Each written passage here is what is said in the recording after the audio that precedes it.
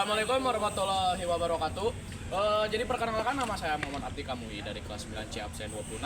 Jadi hari ini saya akan melakukan vlog ke suatu tempat yang bisa kita lihat adalah Museum Pos Indonesia. Jadi kita bakal mereview apa saja yang ada di dalamnya dan saya akan menjelaskan secara singkat sejarah ataupun benda-benda yang ada di dalamnya. Jadi sampai jumpa di dalam.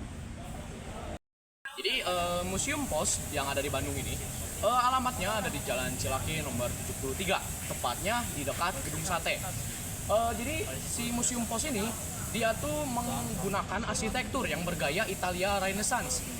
Gaya arsitektur ini dirancang oleh pembangunnya tentu saja yang bernama G. Berger di tahun 27 September tahun 1933. Jadi fungsi Museum Pos ini seperti menyimpan perangko-perangko lama, kemudian menyimpan mesin tik, kemudian menyimpan transportasi untuk mengantarkan pos dan lain sebagainya.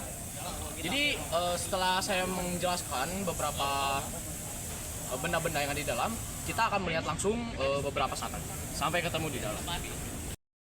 Jadi kita setelah masuk di sini, saya akan menjelaskan beberapa barang-barang atau beberapa sejarah yang ada di Museum Pos ini. Jadi kalau kita lihat ada di kiri sama di kanan kalian, kita bisa melihat bagaimana sejarah perposan pada segala masa, dari masa kerajaan, kemudian pada masa sebelum kemerdekaan, kemudian pada masa pemerintahan Inggris, Jepang, dan juga masa kemerdekaan. Tentunya perposan atau media komunikasi ini sangat sangat bermanfaat. Kemudian setelah kita melihat ada sejarah, kita bisa melihat ada tanda tangan eksekusi. Jadi ada beberapa tangan dari beberapa tokoh, yang salah satu ini ada Soekarno. Kemudian kita juga bisa melihat beberapa benda-benda seperti ini. Ini namanya adalah timbangan paket, ya, untuk menimbang paket. Kemudian di sini juga sama. Oh, ini itu timbangan paket dari masa ke masa, dan ini ada pimpinan pos dari masa ke masa juga. Dari yang Gulner sampai yang terakhir adalah Girasu Waju Setiojono. Dan setelah kita melihat beberapa pimpinan pos dari masa ke masa, kita bisa lihat juga foto-foto perposan atau proses pembuatan perangko yang ada di zaman dulu, ya, seperti ini. Kemudian kita juga bisa melihat seperti properti mereka, dari topi, dan ada beberapa lencana dari PTT ini. Dan selain topi dan lencana, ada juga baju-baju pakaian dinas yang dipakai dalam dunia perposan di Indonesia.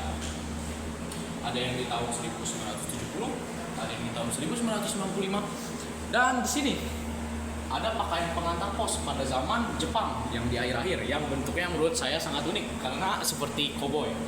Dan ada pakaian seragam pos yang pada zaman Hindia Belanda, dan ada tas pengiriman surat juga yang digunakan pada zaman Hindia Belanda tahun 1930. Saya menjelaskan beberapa properti yang ada di museum ini. Sekarang kita akan masuk ke blok selanjutnya. Tapi saya tidak akan menjelaskan secara gamblang dan hanya akan menjelaskan. Jadi ayo kita. Feel like sun on my skin. So this is love. I know it is. I know it sounds super cliche, but you make me feel some type of way. This is falling in love.